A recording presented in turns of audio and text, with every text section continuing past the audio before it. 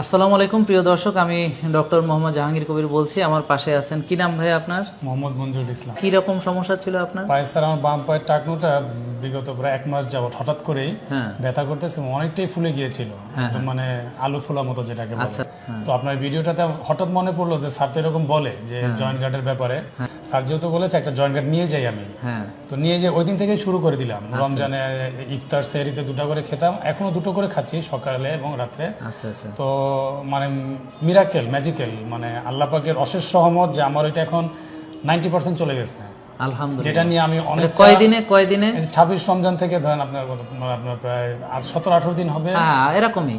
তো এখানে বিষয়টা হলো প্রিয় দর্শক, যে এর আগে আমাদের যে জয়েন্ট গার্ড অনেকে খেয়েছেন, তো বিশেষ করে দীর্ঘমেয়াদী রোগ যাদের, অনেক দিন ধরে যাদের প্রবলেম, তারাই তো এটা খান। তো দেখা গেল তার 10, 15, 20 বছরের ব্যথা, জি স্যার। তো এগুলোতে দেখা যাচ্ছে 3 মাস 6 মাস লেগে যায় ভালো হতে, সময়